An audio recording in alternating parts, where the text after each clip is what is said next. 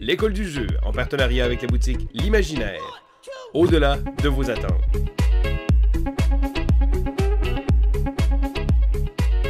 Bonjour mes entourloupettes, c'est Vince de l'école du jeu et aujourd'hui, je vous présente un petit jeu qui se nomme Tellstones. Alors, Tellstones, ce que c'est un jeu en fait de mémoire mixé un petit peu avec du bluff, un peu de push your luck aussi.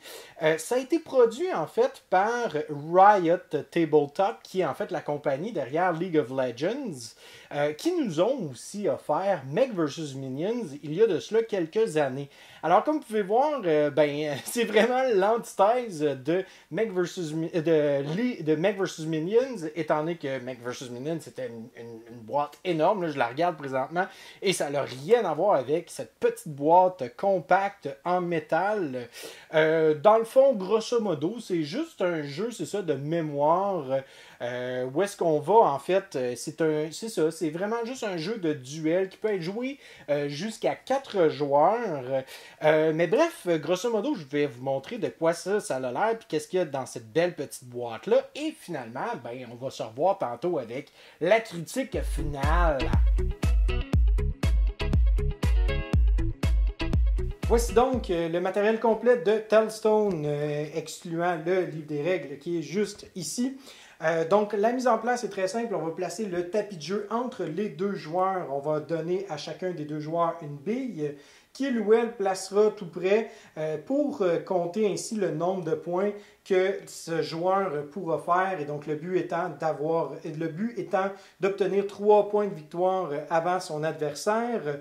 Nous placerons aussi les différentes pierres tout près du tapis de jeu. Pour le bien de cette vidéo, je les ai gardées dans la boîte de jeu. Et sinon, on va donner au joueur un aide de jeu qui est recto verso. Encore une fois, pour le bénéfice de cette vidéo, je les garde devant moi.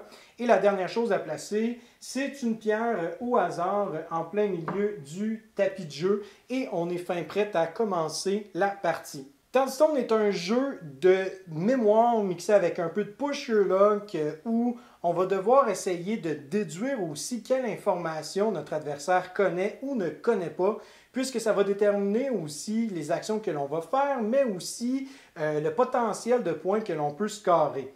Alors, la première chose que l'on pourrait faire pendant son tour, il est écrit ici « Tell which stone to place ». Donc, nous allons dire à notre adversaire quelle pierre placer. Donc, je pourrais lui dire, par exemple, place la couronne à droite du cheval, par exemple. Donc là, ce serait fait. Et maintenant, c'est rendu à mon adversaire. Mon adversaire pourrait me dire de cacher une tuile. Donc, clash le cheval. Donc là, je placerai le cheval face cachée, ce qui va faire en sorte que l'on commence à essayer de se rappeler que ça, c'est ici.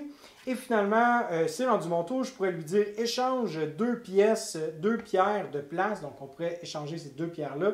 On pourrait aussi faire un échange avec des pierres. Donc, il n'y a pas vraiment d'exception. Donc, je pourrais littéralement prendre les 2 pierres des 2 extrémités et échanger leur place, comme prendre les 2 ici, comme ceci. Une autre action que je pourrais faire, ce serait de regarder secrètement une pierre. Donc, je peux même aller en regarder 3 si mon adversaire a scoré un point, soit pendant son tour de jeu ou pendant mon tour de jeu à moi. Donc là, si par exemple, mon adversaire n'a pas scoré de point, je peux regarder celle-ci secrètement, garder l'information pour moi, ou même lui dire « Pourquoi tu as mis l'épée là? » Mais là, il va dire « L'épée est juste là, non, elle est là. » Donc là, on peut commencer à s'obstiner de cette manière-là.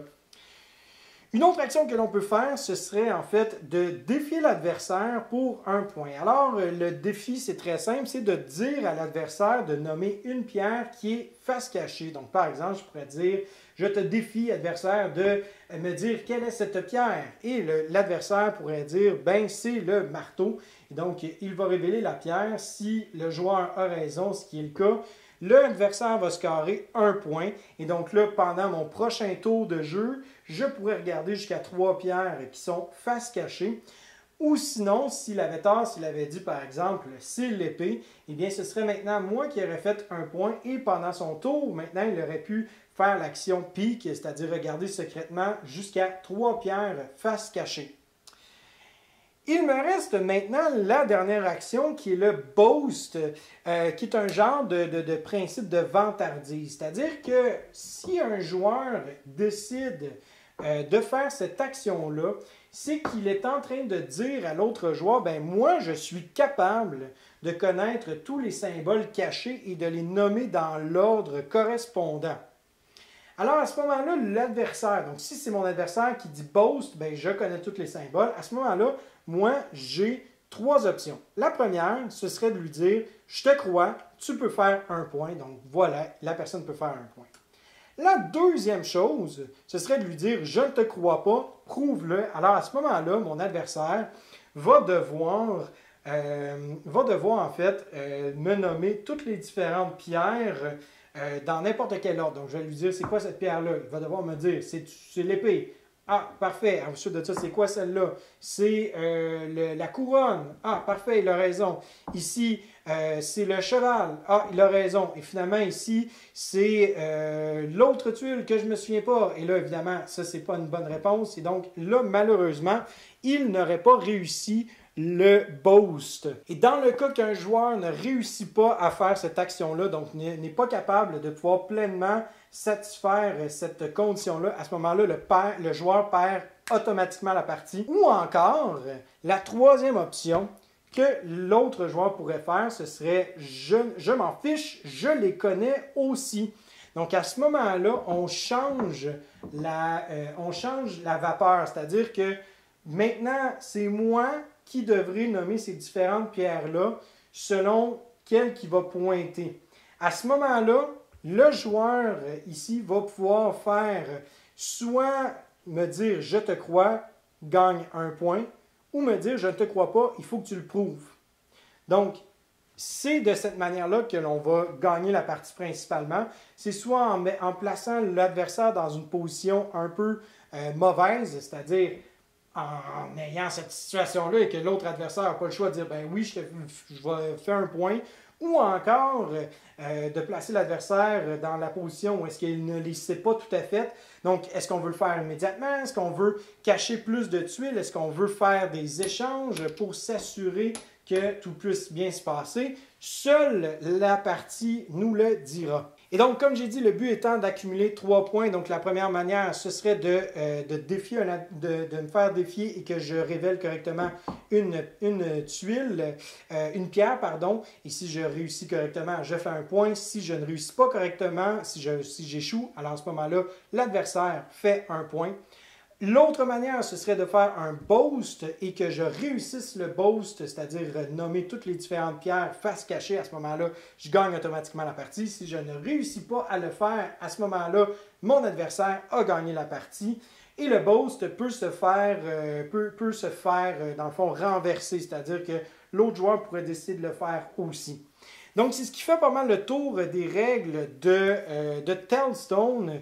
Maintenant, il y a une variante à 4 joueurs où est-ce que, bon, les joueurs vont être en équipe de 2 et vont pouvoir se partager de l'information de façon ouverte. C'est-à-dire que les joueurs n'auront pas le choix de dire ouvertement et publiquement et à haute voix toute l'information qu'ils ont.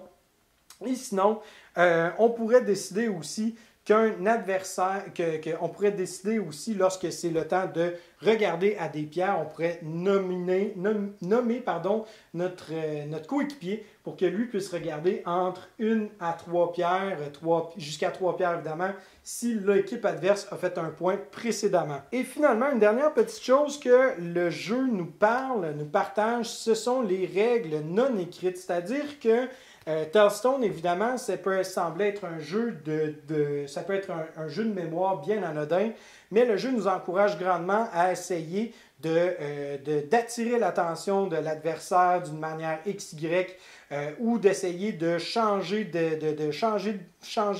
d'atmosphère, de parler d'autres choses pour faire en sorte que l'adversaire puisse oublier certaines informations. Voilà, c'est exactement tout ce qu'il y a dans le livre des règles. Pour ce qui est du matériel, évidemment, le matériel est très, très, très sublime. Le tapis de jeu est plutôt correct. Là. Je dirais qu'il aurait pu ne pas avoir de tapis de jeu, ça aurait été bien correct. Mais comme vous pouvez voir, ce n'est pas un grand tapis de jeu. Là. On peut déjà voir qu'il y a des petites traces là, pour les plis. C'est un petit peu dommage. Est-ce que c'est grave? Pas du tout. C'est un tapis de jeu bien simple. J'aime le fait que la boîte soit en métal et que cette boîte-là soit solide et que c'est compact, on peut l'amener où l'on veut. Donc, c'est un superbe jeu, là, somme toute, au niveau de l'esthétique.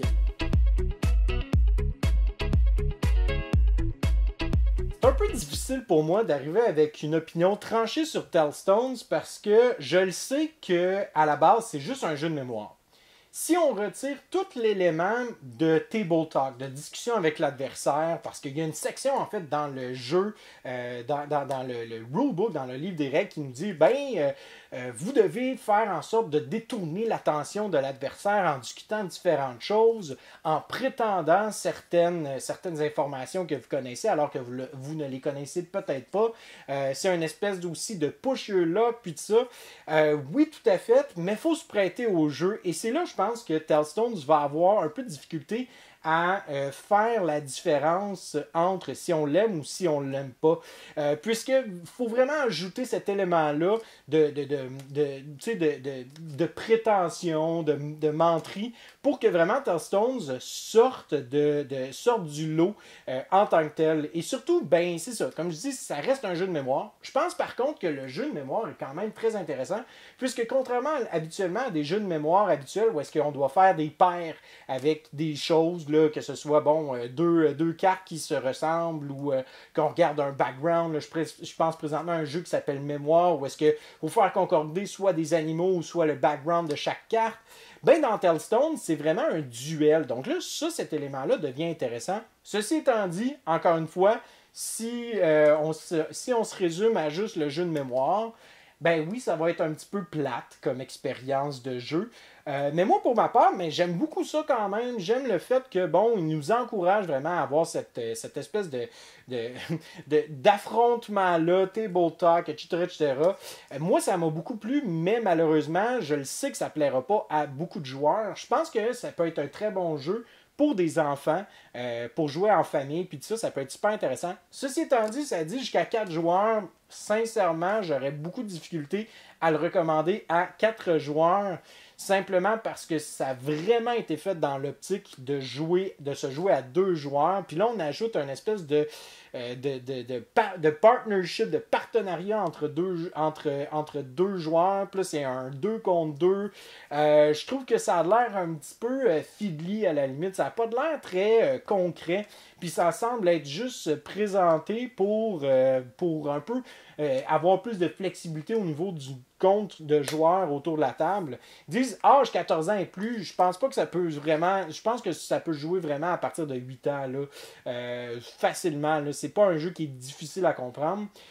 Et aussi, peut-être l'autre problème qu'il y a, c'est son accessibilité. C'est pas un jeu qui est facile d'obtenir, à moins qu'on décide de le commander directement du site internet Riot Games. Autrement, malheureusement, c'est ça, je pense pas qu'il soit disponible en magasin. S'il l'est, tant mieux. Mais sinon, il faut commander directement sur le site internet de Riot Games. Donc là, déjà là, un petit bémol encore. Mais c'est ça, somme toute, moi j'ai beaucoup apprécié. Puis j'ai quand même aimé la petite twist au niveau du jeu de mémoire. Puis j'ai apprécié aussi le fait qu'on rajoute l'élément de bluff, de table talk, comme j'ai mentionné auparavant. Alors c'est pas mal ce qui fait le tour de Tellstones. Est-ce que c'est un jeu que ça pourrait vous intéresser? Est-ce que vous avez des questions, des commentaires par rapport à ce petit jeu-là? Est-ce que vous pensez que c'est possible de faire ce genre de table talk-là à l'extérieur de Tellstones, qu'on pourrait le faire dans plein d'autres jeux de mémoire, ou vous pensez vraiment que Tellstones, ça pourrait être super bien à ça après avoir écouté les règles? Enfin bref, laissez-moi un petit commentaire sur votre opinion sur le jeu dans les commentaires, dans la section des commentaires. Sinon, je vous encourage grandement à liker cette vidéo-là, sinon de vous abonner à notre chaîne, nous liker sur Facebook, nous suivre sur Instagram. Aussi, ben pourquoi pas, hein? On a un petit Patreon. Allez voir un petit peu la campagne. Il y a le lien dans la description de la vidéo.